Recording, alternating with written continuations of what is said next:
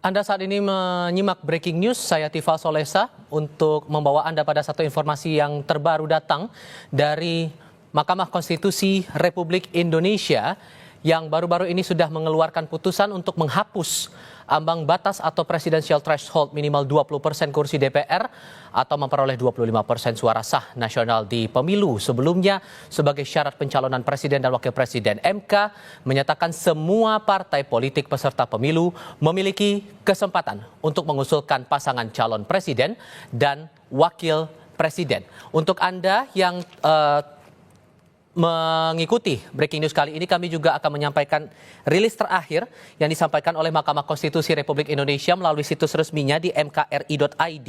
Ini disebutkan dalam rilis terbaru pada pukul 15.48 waktu Indonesia bagian Barat hari ini 2 Januari 2025, disebutkan bahwa ambang batas minimal persentase pengusulan pasangan calon presiden dan wakil presiden atau presidential threshold sebagaimana tercantum dalam pasal 222 Undang-Undang Pemilu dianggap tidak hanya dinilai bertentangan dengan hak politik dan kedaulatan rakyat, namun juga melanggar moralitas, rasionalitas, dan ketidakadilan yang intolerabel serta nyata-nyata bertentangan dengan Undang-Undang Dasar 1945. Dan kali ini kami akan coba bahas terkait dengan putusan yang dikeluarkan Mahkamah Konstitusi Republik Indonesia.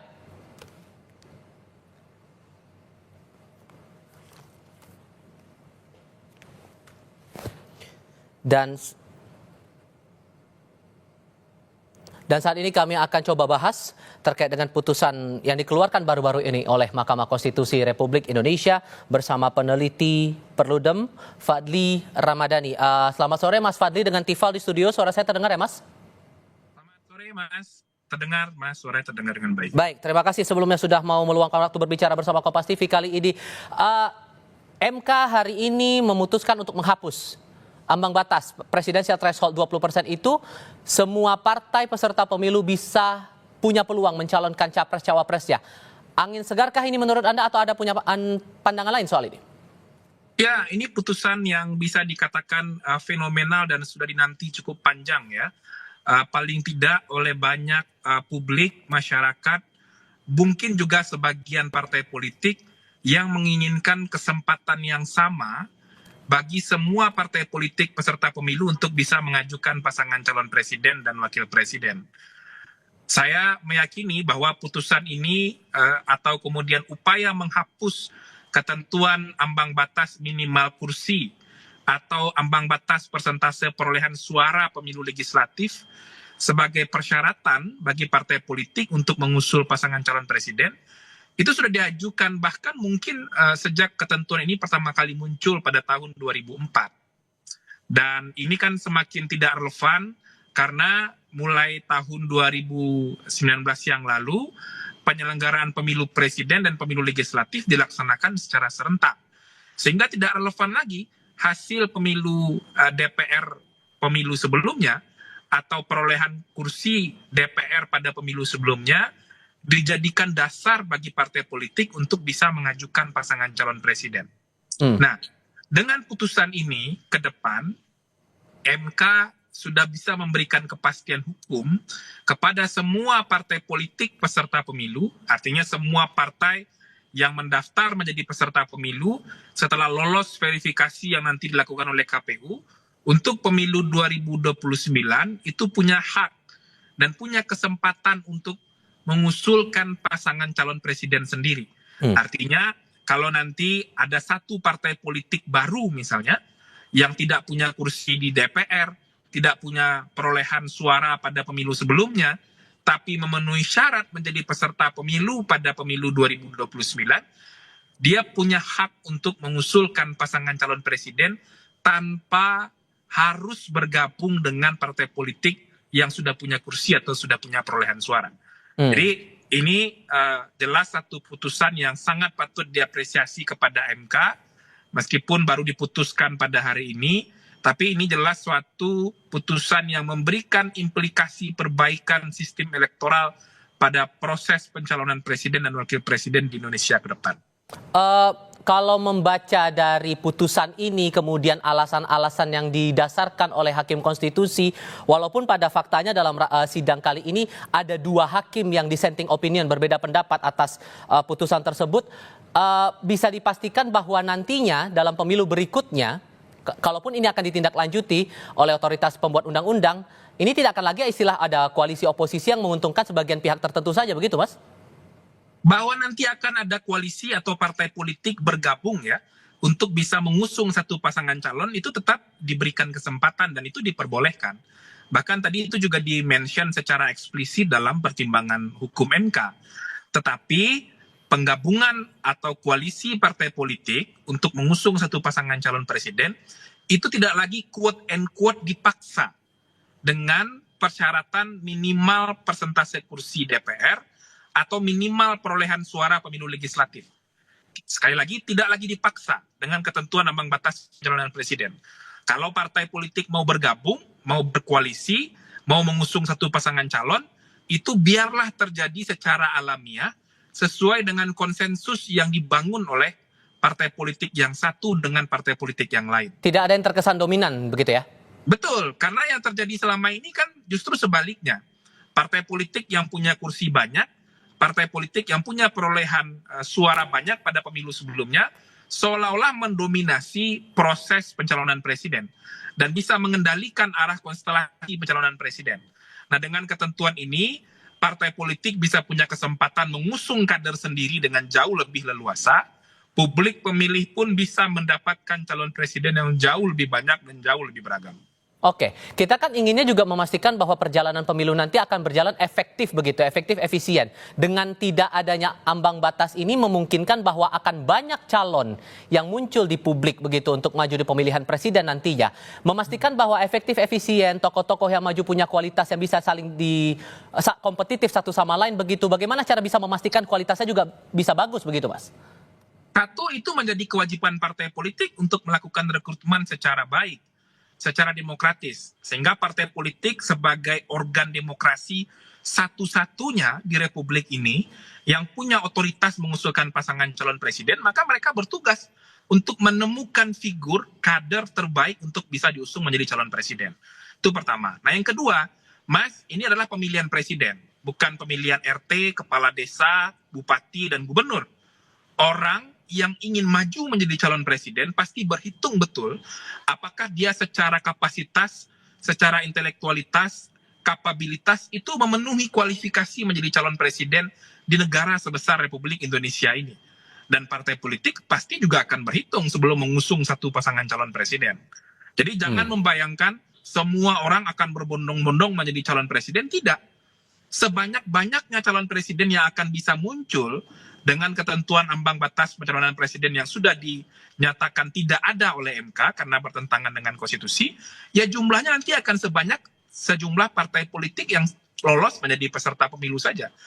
Dan kita semua tahu untuk jadi peserta pemilu itu kan syaratnya berat sekali.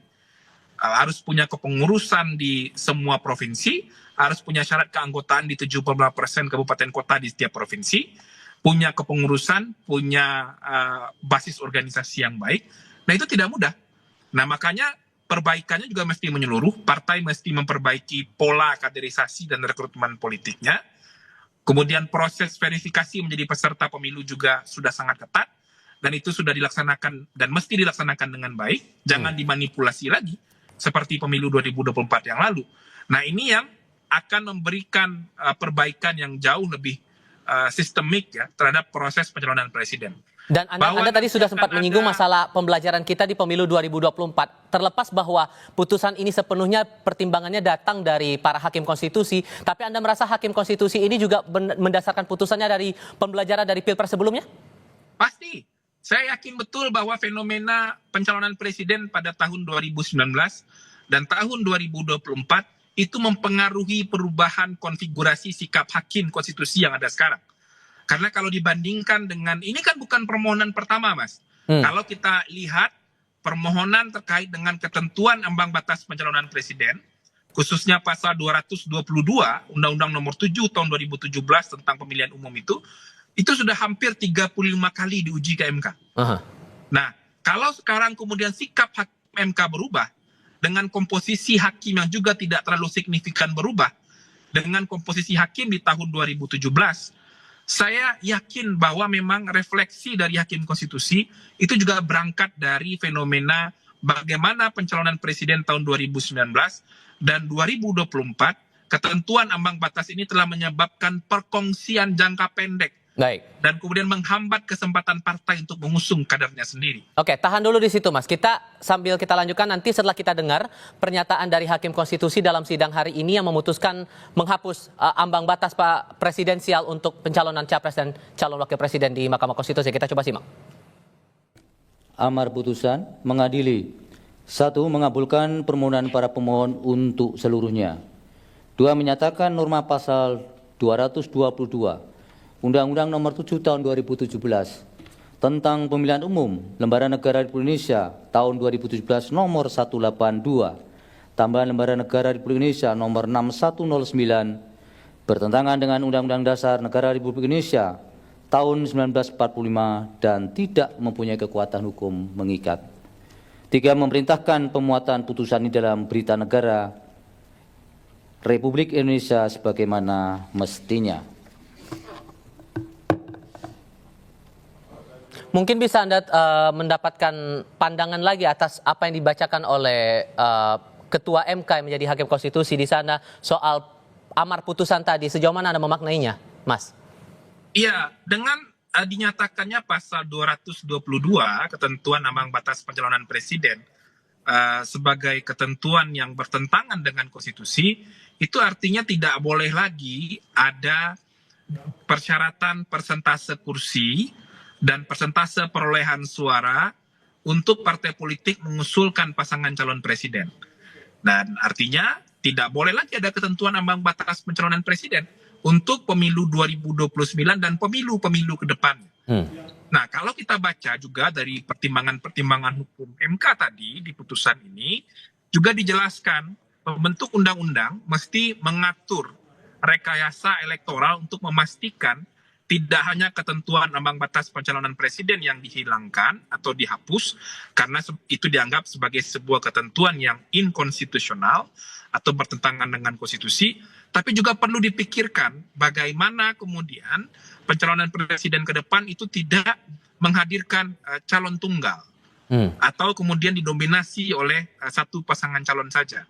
Itu artinya apa? Perlu juga pengaturan ketentuan ambang batas maksimal jumlah partai politik yang boleh mengusung satu pasangan calon. Nah, jadi ada PR rekayasa elektoral juga ya ke depan yang mesti dipikirkan oleh pembentuk undang-undang. Nah, itu juga dipertimbangkan tadi oleh MK. Bagaimana kemudian partai politik wajib menentukan sikapnya untuk mengusung satu pasangan calon dalam momentum pemilihan presiden dan wakil presiden. Jadi, jangan partai politik menjadi tidak mau mengajukan pasangan calon presiden sehingga nanti ada calon tunggal dalam pemilihan presiden. Itu juga sesuatu yang dipikirkan dan ditimbang oleh MK dalam putusan tadi.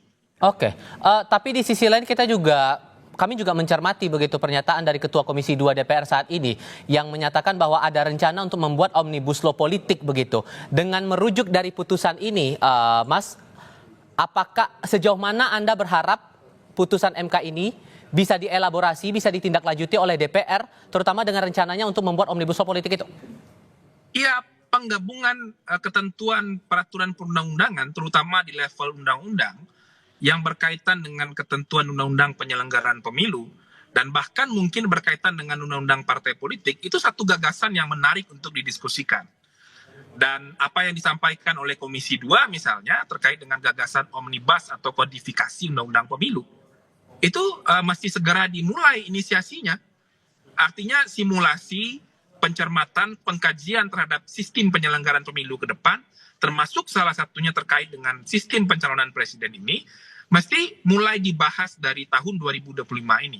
Nah, kita berharap ke depan dalam tahun 2025 atau selambat-lambatnya di awal tahun 2026, semua ketentuan peraturan perundang-undangan yang berkaitan dengan pemilu itu sudah selesai, sehingga nanti suasana kebatinan yang mulai dipengaruhi oleh aroma kontestasi di 2029 tidak terjadi dalam proses pembahasan undang-undang pemilu.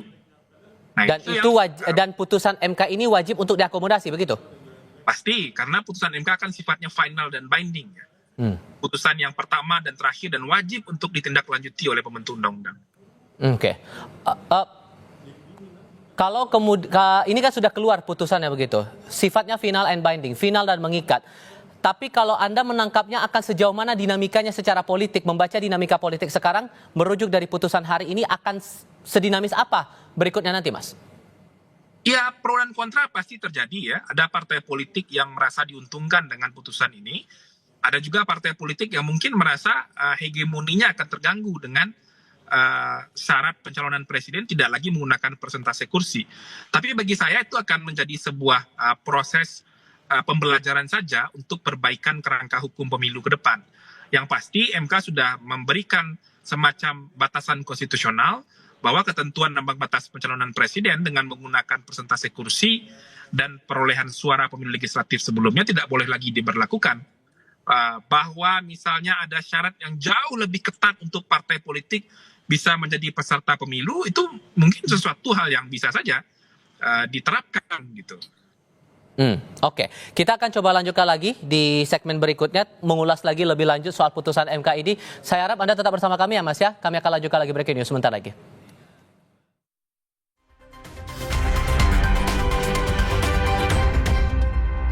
Anda yang baru bergabung bersama Kompas TV, kami sampaikan kembali informasi terbaru dari Mahkamah Konstitusi Republik Indonesia yang menghapus ambang batas 20% syarat pencalonan presiden dan wakil presiden untuk pemilihan umum, terutama dalam hal ini adalah pemilihan presiden. MKRI menghapus ambang batas atau presidential threshold minimal 20% kursi DPR atau perolehan minimal 25% suara sah nasional di pemilu sebelumnya sebagai syarat pencalonan presiden dan wakil presiden. MK menyatakan semua partai politik peserta pemilu memiliki kesempatan untuk mengusulkan pasangan calon presiden dan wakil presiden.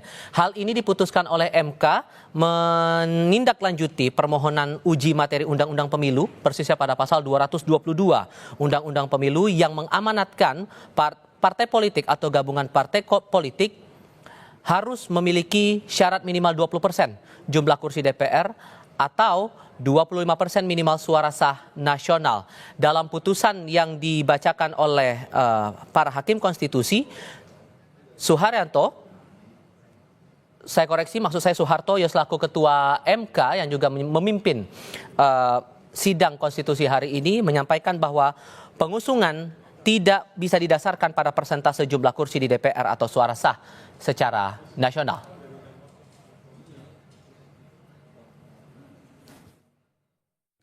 Amar putusan mengadili: 1. Mengabulkan permohonan para pemohon untuk seluruhnya. 2. Menyatakan norma pasal 222 Undang-Undang Nomor 7 Tahun 2017 tentang Pemilihan Umum Lembaga Negara Republik Indonesia Tahun 2017 Nomor 182 tambahan Lembaga Negara Republik Indonesia Nomor 6109 bertentangan dengan Undang-Undang Dasar Negara Republik Indonesia tahun 1945 dan tidak mempunyai kekuatan hukum mengikat. 3. Memerintahkan pemuatan putusan ini dalam Berita Negara Republik Indonesia sebagaimana mestinya.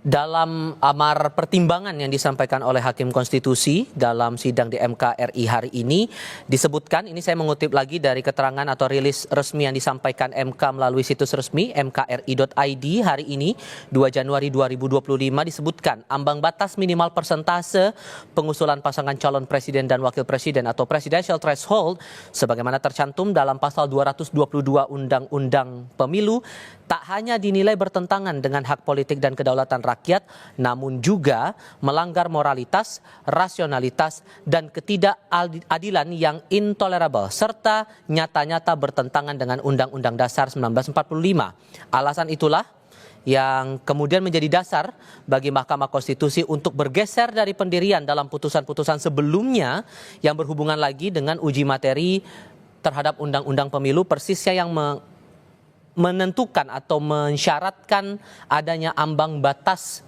parlemen atau presidential threshold begitu, untuk parpol dan gabungan partai politik untuk mencalonkan calon presiden dan calon wakil presiden. Lebih lanjut soal putusan MK yang dikeluarkan hari ini, kita akan tanyakan juga kepada Ketua Umum Partai Bulan Bintang, Fahri Bahmid. Assalamualaikum Bang Fahri, apa kabar Bang? Assalamualaikum warahmatullahi wabarakatuh. Kabar baik. Terima kasih sebelumnya sudah mau bergabung bersama kami. Soal ambang batas ini yang dianulir oleh MKRI buat PBB, ini angin segar? Iya, sebenarnya ini kan garis perjuangan Partai Bulan Bintang sekaitan dengan bagaimana melakukan uji tafsir terhadap ketentuan pasal 222 Undang-Undang 7 2017 tentang pemilu. Hakikatnya sudah cukup lama ya.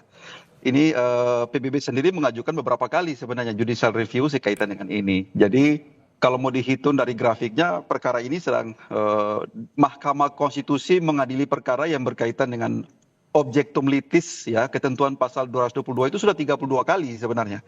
Sampai dengan hari ini Mahkamah Konstitusi akhirnya merubah pendiriannya. Alhamdulillah kami anggap bahwa ini adalah satu capaian demokratis yang luar biasa ya. Betul-betul Mahkamah Konstitusi hadir untuk menegakkan prinsip konstitusionalitas dalam rangka untuk memastikan bahwa seluruh partai politik peserta pemilu mempunyai hak yang sama, mempunyai standing yang sama untuk mengajukan calon presiden dan wakil presiden tentunya. Dan hal ini sebenarnya sejalan dengan apa yang telah digariskan dalam ketentuan pasal 7, 7A dan 7B Undang-Undang Dasar 45. Jadi bagi kami Partai Bulan Bintang ini bukan hal baru sebenarnya karena memang inline dengan apa yang telah kami perjuangkan sejak lama. Sebelum pemilu 2019 bahkan Partai Bulan Bintang telah getol untuk memperjuangkan soal ini. Oke. Dan Anda juga sependapatkah dengan pernyataan atau pertimbangan dari Hakim Konstitusi yang bilang aturan di pasal 222 itu bertentangan dengan hak politik dan kedaulatan rakyat dan juga moralitas, rasionalitas, dan ketidakadilan yang intolerable? Anda setuju soal itu? Iya, saya setuju. Secara akademik tentunya itu sudah pertimbangan atau reasoning secara konstitusional yang sudah sangat baik yang dibuat oleh Hakim Mahkamah Konstitusi.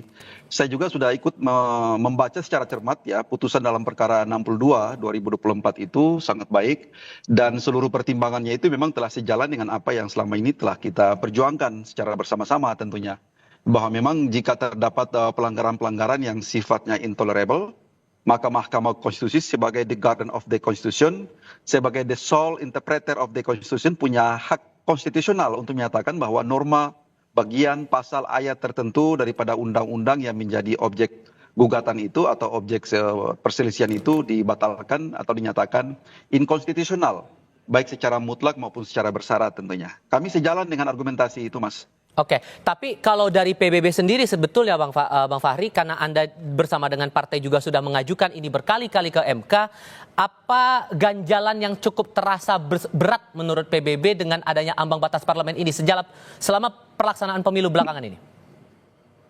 Iya, yang pertama kan begini ya, kalau kita kembali kepada original intent daripada rumusan pasal konstitusi, pasal 7, itu disebutkan bahwa partai politik atau gabungan partai politik peserta pemilu ya mempunyai hak untuk mengajukan pasangan calon presiden dan atau wakil presiden sebelum pelaksanaan pemilu.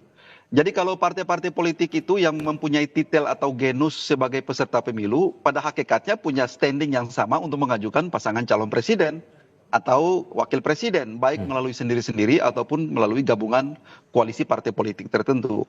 Sebenarnya persoalan ini sudah selesai pada tingkat debat waktu di MPR RI gitu ya. Pada saat perubahan amandemen Undang-Undang Dasar 45 pada fase pertama, kedua, ketiga, dan keempat, sebenarnya persoalannya sudah clear gitu loh. Tapi bagaimana meyakinkan itu akhirnya kita terbentur lagi dengan apalagi yang namanya benteng mayoritas sebenarnya gitu kan. Karena kalau kita bicara tentang open legal policy, tentang norma hukum tertentu yang bersifat terbuka, kembali lagi kepada apa yang menjadi agreement partai-partai politik yang ada di MPR dan kalau di DPR tentunya. Kalau misalnya kita kalah suara, kalah jumlah atau misalnya Partai Bulan Bintang atau partai-partai yang lain yang belum berhasil atau belum beruntung untuk menempatkan anggotanya di MPR DPR, maka tentunya kita harus ikut kepada apa yang telah diputuskan oleh partai-partai pemenang pemilu tentunya. Nah, itu yang sulit selama ini. Nah, akhirnya yang bisa kita lakukan adalah bagaimana menggeser perjuangan itu dari awalnya menjadi perjuangan politik menjadi menggeser kepada perjuangan yang sifatnya teknokratis atau perjuangan melalui instrumen peradilan. Bung Fadli Ramadhanil dari Perludem juga sudah kembali bergabung bersama kami. Bung Fadli masih mendengar suara saya ya? Bung Fadli? Oke. Tadi sudah saya katakan dari total 9 hakim konstitusi ini 2 yang dissenting opinion. Anwar Usman dan Daniel Yusmik. Tapi secara prinsipnya, walaupun kemudian ada 2 hakim yang berbeda pandangan, hasil atau putusan yang hari ini tetap sah dan dianggap bisa digunakan, diterapkan, begitu ya Mas ya? Ya tentu ya, artinya dissenting opini dari hakim konstitusi tentu ingin menunjukkan sikap akademik ya dari personal hakim tersebut. Pengaruhnya terhadap suara mayoritas hakim yang itu dijadikan sebagai putusan sebetulnya itu nyaris tidak ada. Tapi kalaupun dibaca sebetulnya tadi dissenting opininya hakim konstitusi itu lebih banyak menyasar sebetulnya kepada legal standingnya pemohon, tidak masuk kepada pokok perkara. Dan itu yang menjadi basis dari pendapat berbeda 2 hakim konstitusi tersebut. Tapi lepas dari itu menurut saya 2 atau dari 7 orang hakim konstitusi 2 yang menyatakan dissenting opini itu tentu sikap yang juga patut dihormati, yaitu silakan saja. Tapi yang jadi sikap mahkamah tentu adalah mayoritas suara hakim konstitusi. 7 hakim konstitusi mengatakan bahwa memang ketentuan pasal 222 ini mesti dibatalkan. Bagaimana kemudian kalau Anda menangkapnya, karena pada akhirnya nanti akan terlihat begini, aturan dibatalkan, parpol dan gabungan parpol bisa mencalonkan tanpa harus memenuhi yang istilahnya presidential threshold itu tadi. Implikasi yang paling mendekati untuk momen sekarang, dinamikanya akan sejauh mana menurut Anda, Mas Fadli? Ya untuk sekarang pasti nggak ada dinamika yang signifikan Mas, karena tidak ada pencalonan presiden yang dekat. Pencalonan presiden nanti baru akan terjadi di sekitar tahun 2028 menjelang pemilihan umum tahun 2029. Itu untuk konteks langsung pada pengaruh pada pencalonan presidennya, karena nggak ada pemilu dalam waktu dekat. Yang kedua, signifikansinya akan saja nanti akan berpengaruh kepada pembahasan kerangka hukum pemilu yang digadang-gadang akan segera mulai dilakukan oleh Presiden dengan DPR. Karena kalau kita lihat pada prolegnas daftar pendek atau prolegnas prioritas, itu sudah ada perbaikan atau pembahasan terkait dengan undang-undang pilkada yang masuk. Artinya, kalau kita merujuk pada prolegnas prioritas tersebut. Oke, kita coba perbaiki dulu komunikasi kami dengan Bung Fadli Ramadhanil. Untuk bisa kita ajak lagi berbincang soal ini, saya kembali lagi ke Bang Fahri Bahmit, Ketua Umum Partai Bulan Bintang. Bang Fahri, kalau Anda membacanya ini, oke, kalau sekarang sudah jadi, sudah terpenuhilah keinginan teman-teman secara tidak langsung atas gugatan yang dilayangkan oleh Enika Maya Octavia ini. Gugatan nomor 62, garis miring PUU strip 22 Romawi tahun 2024 ini dikabulkan permohonan tidak ada presidensial threshold. Cuman Anda merasa bahwa dengan tidak adanya presidensial threshold ini akan muncul tantangan baru untuk menuju ke pemilu berikutnya, walaupun sebetulnya ini kan sudah beres pemilu juga kan? Saya kira tidak ada ya, secara teknis tidak ada, karena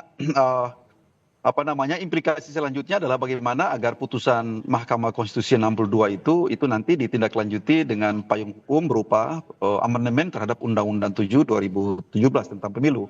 Karena konsekuensinya pasal 222 kan telah dihapus, sudah dinyatakan inkonstitusional, bertentangan dengan Undang-Undang 45. Sehingga dengan demikian selanjutnya adalah DPR bersama Presiden selaku pembentuk undang-undang harus segera melakukan revisi terhadap undang-undang pemilu itu sendiri untuk menata dan mengatur sejauh mana pengaturan yang berkaitan dengan pengajuan calon presiden atau calon wakil presiden tentunya. Karena pasti penataannya itu berkaitan dengan tata kelola penyelenggaraan pemilu, meletakkan kerangka hukum pemilu itu sendiri, yang berkaitan dengan pemilihan presiden dan wakil presiden. Karena ada keadaan hukum baru yang telah digariskan oleh Mahkamah Konstitusi. Sehingga mungkin dinamika selanjutnya adalah adanya political will dari pemerintah dan DPR dalam rangka untuk melakukan penataan. Artinya undang-undang pemilu saat ini sudah harus banyak yang melakukan penataan, penyesuaian. Karena seperti yang kita lihat bahwa undang-undang pemilu itu sendiri itu sudah sangat banyak melakukan dibatalkan oleh Mahkamah Konstitusi. Sehingga memang membutuhkan satu rekodifikasi kembali melakukan penyesuaian kembali yang berkaitan dengan tata kelola penyelenggaraan dan pelaksanaan pemilu itu sendiri, baik untuk Pilpres, baik untuk Pileg, Pilkada, dan seterusnya, dan seterusnya. Nah, sepanjang menyangkut lebih pada persoalan penataan tentang sistem pemilu presiden, memang sudah harus mengadopsi putusan MK 62 ini, karena kenapa sebelumnya misalnya dengan skema dan apalagi namanya pengaturan yang diatur dalam rezim ketentuan pasal 222 itu sudah dihapus. Dengan demikian konsekuensinya bagaimana partai besar dan partai kecil ini cara mengajukan pasangan calon presiden dan wakil presiden. Jadi proses pengkaidahan konstitusional itu yang harus diadopsi melalui satu perubahan undang-undang pemilu itu sendiri agar lebih implementatif seperti itu. Jadi putusan MK ini tidak lagi bias, tidak lagi menjadi deviatif di tingkat lapangan dan di tingkat operasional tentunya. Itu seperti itu kira-kira. Selamat sore, Tifal. Nah, oke, kedengeran suara sekarang. Terima kasih Mas Adi sudah bergabung. Anda membaca dari putusan MK ini tidak ada lagi istilah presidensial threshold, hitung-hitungan politiknya bagaimana, terutama untuk partai-partai non-parlemen atau juga partai yang diistilahkan awam partai-partai kecil begitu yang tidak ada di parlemen begitu? Ya, saya kira ini jadi kabar yang cukup baik dan spektakuler ya bagi seluruh rakyat Indonesia yang tentunya sejak lama sudah berharap betul bahwa putusan Mahkamah Konstitusi itu menguntungkan seluruh rakyat Indonesia dan menguntungkan semua partai politik. Secara politik tentu partai-partai kelas menengah ke bawah termasuk partai politik yang non-parlemen diuntungkan karena secara prosedur partai-partai ini yang kelas menengah ke bawah dan non-parlemen mereka juga punya kesempatan untuk mencalonkan diri ya sebagai calon presiden dan wakil presiden di 2029 yang akan datang. Ini yang saya sebut sebagai kabar baik dari putusan dari Mahkamah Konstitusi.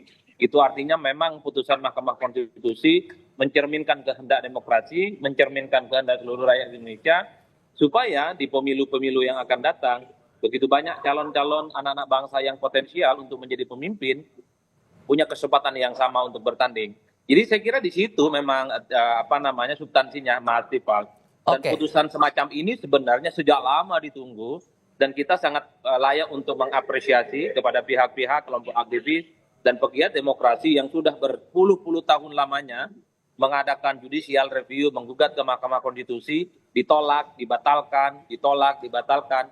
Dan pada hari ini, kemudian di awal tahun 2025, tentu ini menjadi kado yang sangat indah. Karena kita bisa melihat ke depan, pastinya akan begitu banyak putra-putri terbaik bangsa Indonesia punya kesempatan yang sama bertanding, maju pilpres untuk memenangkan pertarungan ya, menjadi orang penting di negara kita. Saya kira di situ substansinya.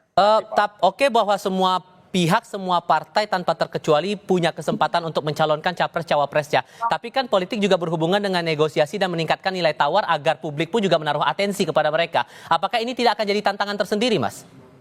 Ya, dalam konteks itulah sebenarnya ini kan semacam tantangan bagi semua partai politik yang ikut pemilu. Karena mereka ini selama ini kan selalu mengatakan dihalang-halangi oleh ambang batas presiden, dihalang-halangi oleh threshold. Setelah ada putusan dari Mahkamah Konstitusi, partai-partai yang ikut pemilu, khususnya kelas menengah ke bawah, termasuk non-parlemen, bagi mereka nggak ada cerita lagi untuk tidak punya jagoan di Pilpres, Mas. Itu artinya apa? 5 tahun yang akan datang, ini adalah challenge sebenarnya bagi partai-partai untuk memunculkan siapa figur-figur calon-calon internal dari partai itu yang dipersiapkan untuk maju di Pilpres. Kan percuma ada putusan Mahkamah Konstitusi menghapus ambang batas presiden kalau pada akhirnya partai-partai itu tidak mengambil kesempatan ini. Mereka takut mengajukan calon, mereka berkongsi dengan partai besar, mereka berkongsi dengan nama-nama yang sudah populer, memiliki elektabilitas yang tinggi dan seterusnya dan seterusnya. Oleh karena itu, ini kan menjadi kesempatan yang baik. Partai politik punya waktu 5 tahun mempersiapkan orang-orang, figur-figur penting yang disukai dan dicintai oleh rakyat untuk bisa bertanding di 2029. Kan ini sebenarnya adu nyali. Setelah prosedurnya itu gemboknya dihilangkan oleh Mahkamah Konstitusi, ini secara substansi ujian bagi partai. Berani tidak mereka mengusung figur-figur yang menurut mereka akan memenangkan pertarungan di Pilpres nantinya.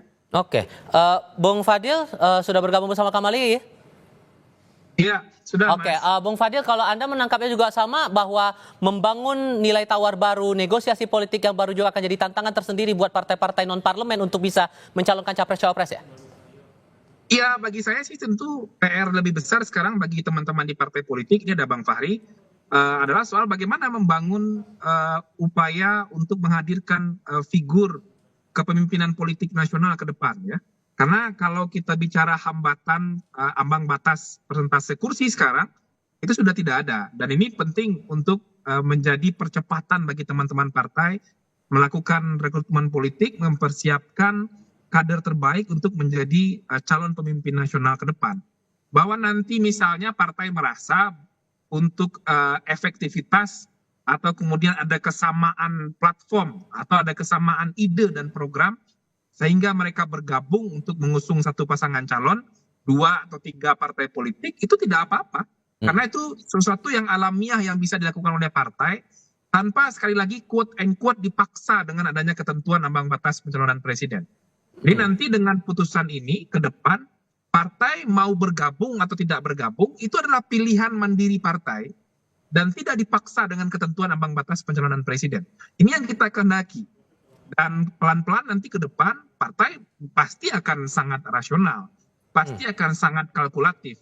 Apakah akan mengusung kader sendiri atau bergabung dengan partai politik lain untuk mengusung satu figur tertentu, itu menjadi pilihan bebas partai tanpa harus dipaksa untuk melakukan transaksi jangka pendek hanya untuk memenuhi kuota persentase kursi pencalonan saja.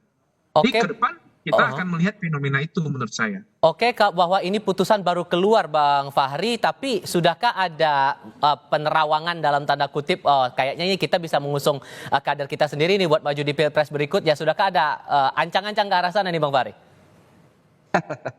Tidak juga ya, karena kan kita baru selesai Pilpres, kemudian baru apalagi namanya memberikan kesempatan kepada Pak Prabowo untuk merealisir seluruh program-program dan apa namanya kebijakan-kebijakan politiknya. Kita mendukung karena Partai Bulan Bintang termasuk salah satu partai pengusung presiden terpilih Pak Prabowo dan Pak Gibran gitu ya. Kita mengawal proses ini sampai dengan selesai. Yang kedua, yang kita garis bawahi di sini adalah persoalan adanya lompatan besar dalam soal politik hukum gitu ya. Jadi politik hukum kita saat ini telah berpihak kepada apa yang selama ini kita perjuangkan dan kita gaungkan untuk bagaimana menegakkan kaidah-kaidah dan prinsip demokrasi deliberatif. Jadi itu sudah tercapai. Hakim konstitusi setiap saat itu pasti ada perubahan paradigma dalam memandang aspek-aspek hukum yang berkembang. Jadi mazhab hukum saat ini yang digaungkan oleh Mahkamah Konstitusi, jujur saja karena kami orang-orang yang konsen di bidang hukum tata negara, saya sama Prof. Yusril, jadi kita sangat memahami kaidah-kaidah seperti ini. Jadi tentunya ini kami apresiasi bahwa putusan ini sangat luar biasa gitu. Mahkamah sejauh ini sudah melangkah ke arah yang jauh lebih tepat, lebih substantif dalam rangka untuk menjawab isu konstitusional yang berkaitan dengan tadi seperti disampaikan Bang Adi, Bang Fadil, bahwa persoalan orientasi kita untuk memperjuangkan penegakan prinsip demokrasi yang seterusnya yang benar dan hakikatnya seperti ini sudah cukup lama. Persoalan mazhab hukum ataupun persoalan rezim pasal 222 ini bukan hal baru sebenarnya. Ini sudah cukup lama. Bahkan sebelum Pilpres 2019 ini sudah kita perjuangkan secara berkali-kali, terutama Partai Bulan Bintang. Dan hari ini saya kira banyak hal positif yang kita harus apresiasi kepada Mahkamah bahwa betul-betul prinsip demokrasi telah ditegakkan secara maksimal dan ini menjadi kemenangan semua pihak, bukan saja pihak yang mengajukan judicial review. Karena pada dasarnya itu yang saya katakan tadi, pasal ini saja sudah 32 kali diuji di MK sampai dengan hari ini membuahkan hasil yang positif. Jadi baiknya kita anggap sebagai sebuah prestasi demokrasi yang luar biasa dan capaian yang kita harus memberikan apresiasi lah kepada MK. MK telah hadir sebagai the guardian of the constitution. Saya kira demikian. Maka apa tindak lanjut yang bakal dilakukan internal Partai Bulan Bintang setelah ada putusan ini, Bang? Palingan kita akan mendorong agar rancangan undang-undang partai politik sepanjang menyangkut dengan pengaturan tentang rezim pilpres itu harus dilakukan pembaharuan. Itu seperti yang saya katakan tadi, implikasi dari putusan pasal 222 itu harus diterjemahkan dalam pengaturan, ya, dalam satu pranata pengaturan yang komprehensif tentang bagaimana pengajuan calon presiden. Karena kan sebelumnya kita tertata atau ditata dengan pasal 222 bahwa partai politik atau gabungan partai politik yang memperoleh suara 20% suara sah nasional atau 25% gabungan suara sah nasional maka punya kewenangan mengajukan capres. Sekarang dengan putusan itu mempunyai implikasi kepada partai politik yang bukan ada di parlemen, bertitel partai peserta pemilu, punya hak yang sama untuk mengajukan calon presiden. Sehingga dengan demikian membutuhkan penerjemahan melalui politik hukum. Walaupun ini adalah open legal policy, tapi dalam batasan-batasan yang telah ditentukan secara restriktif oleh Mahkamah Konstitusi bahwa semua partai politik punya standing yang sama dalam mengajukan pasangan calon presiden dan wakil presiden. Itu aja mungkin secara akademik kita kawal. Oke, terakhir Mas Adi singkat saja, kalau Anda menangkapnya ini kan berarti harus ada pengubahan juga kalau mengubah aturan ini. Bagaimana dengan dinamika politik di DPR nantinya? Mengingat DPR juga ada wacana untuk melakukan omnibus law politik di sana. Ya secara prinsip begini Mas Dipal, ini kan semacam political opportunity, kesempatan politik kepada semua partai politik yang ikut pemilu untuk mencalonkan diri sebagai presiden dan wakil presiden. Disitulah mereka pentingnya punya figur kunci yang disukai dan diterima oleh rakyat. Cuman saya tidak terlampau yakin bahwa semua partai politik sekalipun mereka itu punya kemewahan memajukan calon, karena ada kecenderungan di negara kita ini, partai-partai ini kan berkongsi dengan figur dan partai yang besar yang tingkat kemenangannya dalam pilpres itu sudah bisa ditebak.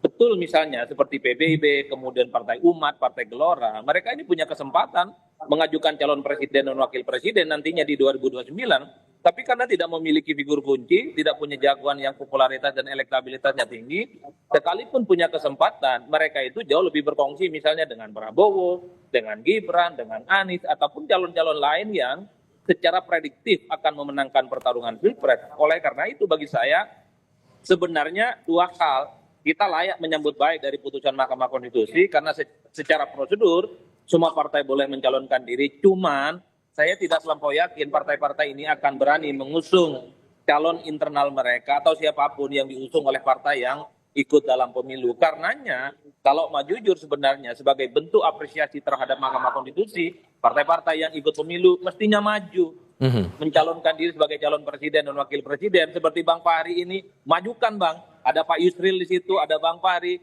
Saya kira sudah punya tiket ini bertanding di 5 tahun yang akan datang. Problemnya adalah mau memajukan diri ataupun tidak. Kan di situ kuncinya, Mas Tibal. Oke, itu yang paling penting dan tindak lanjut ini yang menarik dicermati bersama-sama Mas Adi, Mas Fadil, Bang Fahri. Terima kasih banyak sudah mau berdiskusi bersama kami di Breaking News. Saya selalu semuanya.